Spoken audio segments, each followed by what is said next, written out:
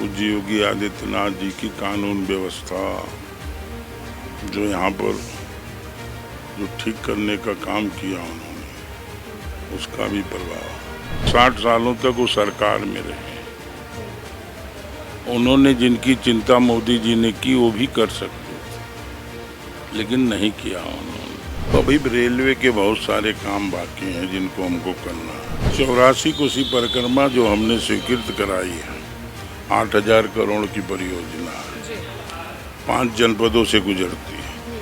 उस पर 150 पौराणिक धार्मिक स्थल हैं, ऋषि मुनियों की जन्मस्थली, तो उनका हम विकास करके पूरे देश और दुनिया को उस पर घुमाने का काम करेंगे। बहुत विकास के काम होने हैं जिनको हम सब करने वाले और सबके दिमाग में। 2024 के लोकसभा चुनाव की शुरुआत हो गई। अगर इस बीच बात कही जाए इंडिया और एनडीए गठबंधन को लेकर, तो इस उत्तर प्रदेश की अगर बात कही जाए तो हॉट सीटों में जो सबसे ज्यादा गिनती हो रही है किसी सीट की, तो वो है फैजाबाद लोकसभा सीट। हम ऐसा इसलिए कह रहे हैं क्योंकि जब से भगवान राम का यहाँ पर प्राण प्रतिष्ठा हुआ है, तब से सारी दुनिया एक तरफ, अयोध्या एक तरफ चर्चा का विषय बना हुआ है। इस अयोध्या नगरी से अगर बीजेपी की बात कही जाए तो लगातार 2014 से 2 बार के सांसद बनते हुए आ रहे हैं लल्लू सिंह जी। एक बार फिर से बीजेपी ने लल्लू सिंह पर अपना भरोसा जताया है और बीजेपी को पूरा उम्मीद है कि लल्लू सिंह लोकसभा यानी कि फैजाबाद लोकसभा सीट को यहां पर फिर से जीत हासिल करेंगे और कमल खिलाकर ही रहेंगे। तमाम मुद्दों पर बातचीत करने के लिए हमारे साथ यहां से यानी कि फैजाबाद लोकसभा सीट से लल्लू सिंह जी मौजूद हैं। सबसे पहले सर टीवी 24 चैनल पर स्वागत है। धन्यवाद।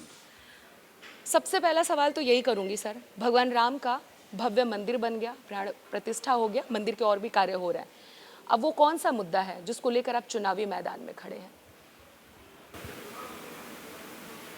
एक तो देश के प्रधानमंत्री माननीय नरेंद्र मोदी जी का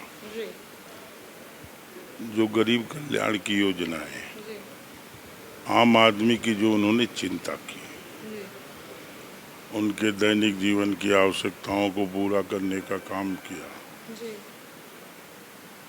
जिससे वो सम्मान के साथ समाज में रह सका।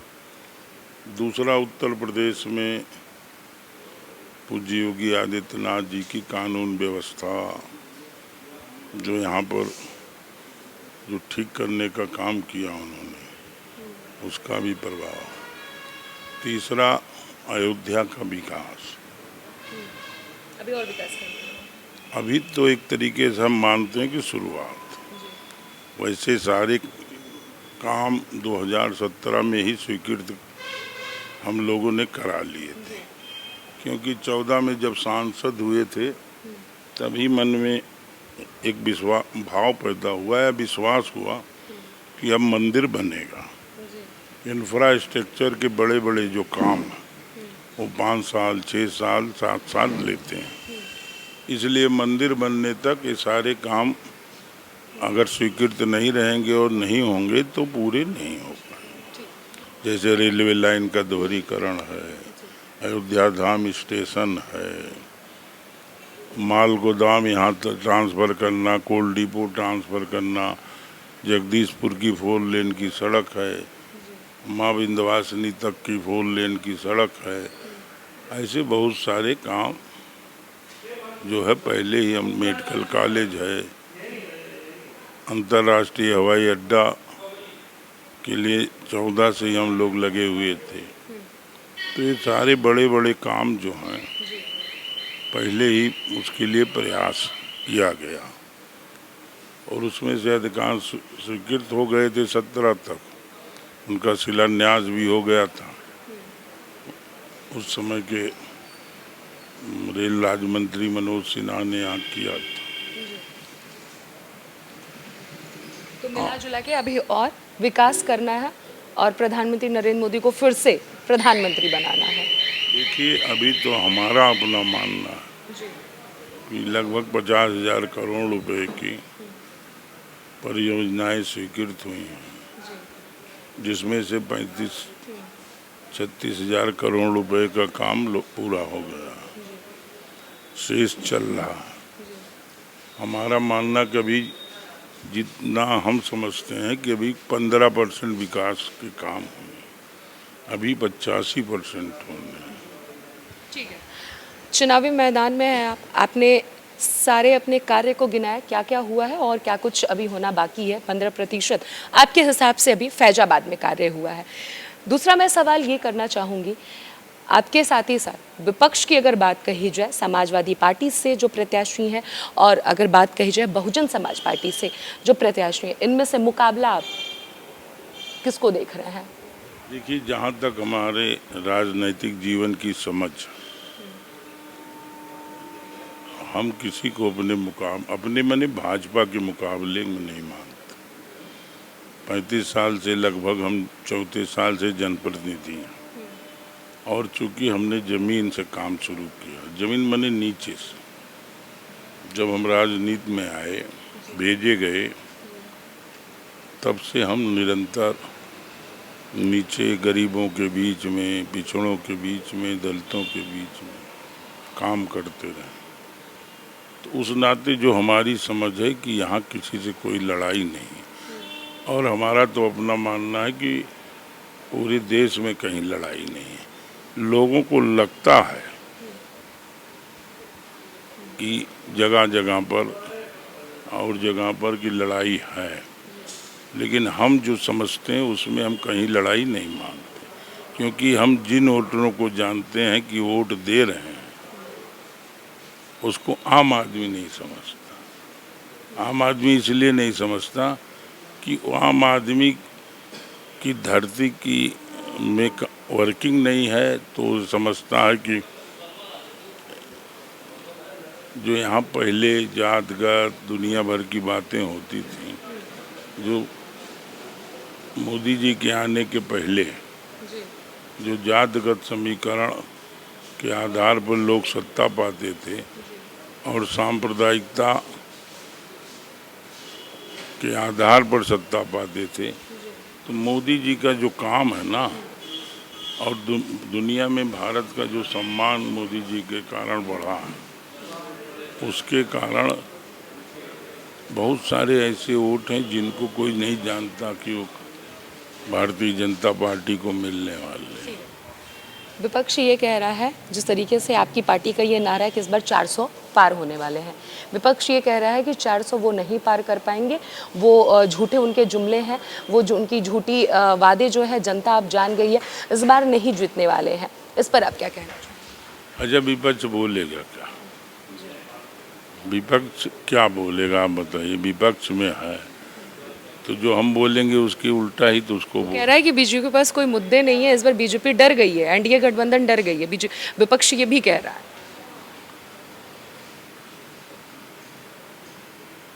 वो लोग जो हैं नासमझी की बात करते हैं। दूसरी बात क्या है कि आदमी जो है, जब उनके पास कोई मुद्दा नहीं, उसका कारण है कि 60 सालों तक वो सरकार में रहे। उन्होंने जिनकी चिंता मोदी जी ने की वो भी कर सकते थे, लेकिन नहीं किया उन्होंने। तो वो जिनकी चिंता मोदी जी ने किया, वहाँ जिनकी चिंता हुई नहीं जानते कि किसने हमारी चिंता की है। अगर बात कही जाए समाजवादी पार्टी से जो प्रत्याशी हैं अवधेश प्रसाद जी, उनका ये कहना है कि इस बार फैजाबाद की जो जनता है, फैजाबाद लोकसभा सीट से यानी कि इंडिया गठबंधन यानी कि उनकी जीत होने वाली है। वो ये भी कह रहे हैं कि जहाँ से आप जन्म लिए हैं, जिस गांव से, जिस क्षेत्र से, वहाँ के लोग भी आपको वोट नहीं देने वाले हैं। इस पर आप क्या कहना चाहेंगे? इस दौर जब चुनाव परिणाम आएगा तो पता चलेगा। कह रहे 80 से 90% दावे के साथ कि मैं जीत रहा हूँ। मैं अगर हम कह दें कि हम 10 लाख वोट से जीत रहे हैं, तो कहने तो कह सकते हैं ना, तो कहने से क्या फायदा? उनको कहने दीजिए। हर बार ऐसे कहा जाता है, कोई पहली बार नहीं है। हम तो उस समय अयोध्या विधानसभा जीतते थे जब बीजेपी कोई लहर नहीं थी, जब 50 सीट बीजेपी पाती थी यहाँ उत्तर प्रदेश में। तो उनको कहने दीजिए जो कहना है। अब उसको हम उनके क्या कहें, उनको बताइए। आप ही बताइए कि हम कौन सा जवाब उनको दें ये तो 4 तारीख को जो परिणाम आएगा वो जवाब देगा ना। ठीक है, जीत हासिल इस बार भी आप कर लेते हैं, लगातार 2 बार से आप जीतते आ रहे हैं, तीसरी बार भी अगर जीत हासिल करते हैं सबसे पहले कौन सा कार्य करेंगे? आपके हिसाब से 85% कार्य फैजाबाद में बचे हुए हैं, उन 85% में से फर्स्ट कार्य वो कौन सा होगा जो लल्लू सिंह जी करेंगे? देखिए, भारतीय जनता पार्टी पहली बार जीतेगी यहाँ से। जी दूसरी बात यह है कि हमारे यहाँ कोई लल्लू सिंह, योगी और कोई अलग अलग नहीं है, हम सब मिल करके सब काम करते हैं। ठीक है, भारतीय जनता पार्टी पहला कौन सा कार्य करेगी?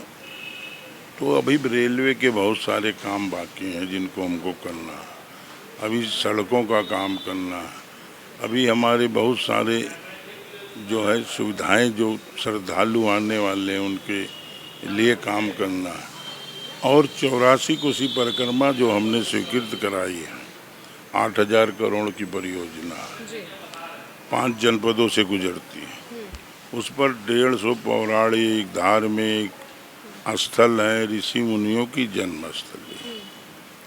तो उनका हम विकास करके पूरे देश और दुनिया को उस पर घुमाने का काम करेंगे, क्योंकि हमारा मानना है कि वो श्रद्धा केंद्र भी हैं, संस्कार केंद्र भी हैं, वहाँ से संस्कार मिलेगा आने वाली पीढ़ी को। क्योंकि भगवान राम का प्राण प्रतिष्ठा जब से हुआ, अयोध्या में क्या कुछ बदलाव देखने को मिला?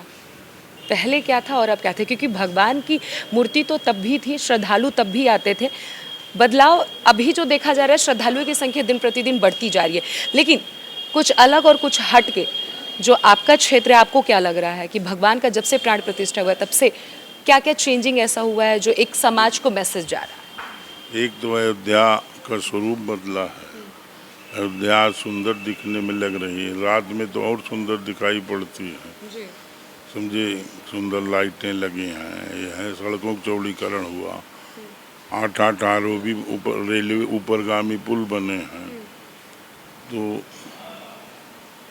इसके कारण अयोध्या सुंदर दिखने में लग रही है। यहाँ गुप्तार घाट है, उसका सौंदर्यीकरण हुआ, सूर्यकुंड है, उसका सौंदर्यीकरण हुआ है।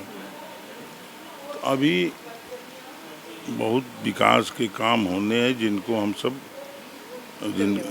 करने वाले और सबके दिमाग में सामूहिक। ठीक है, तो ये थे हमारे साथ लल्लू सिंह जी, जिन्होंने ये कहा कि फैजाबाद जो लोकसभा सीट है, अयोध्या, जो पूरे देश में एक बहुत ही ज़्यादा आकर्षक का केंद्र बना हुआ है, जहां से दूर दूर से श्रद्धालु भगवान रामलला का दर्शन करने आ रहे हैं, इनके हिसाब से अभी शुरुआत हुई है अयोध्या के विकास की। 15% कार्य सिर्फ और सिर्फ अभी अयोध्या में हुए, 85% कार्य बचे हुए हैं जो कि ये करने वाले। साथ ही साथ इन्होंने ये भी कहा कि मैं, लल्लू सिंह और योगी आदित्यनाथ, ये कोई कुछ नहीं है, बीजेपी मिलकर कार्य करती है, बीजेपी यानी कि हम एक हैं। साथ ही साथ इन्होंने विपक्ष पर भी वार किया, इन्होंने ये कहा कि 4 तारीख को परिणाम आएगा और साफ हो जाएगा फैसला कि कौन जीत रहा है और कौन हार रहा है। कैमरा पर्सन हर्ष के साथ अनन्या मिश्रा, TB24, फैजाबाद।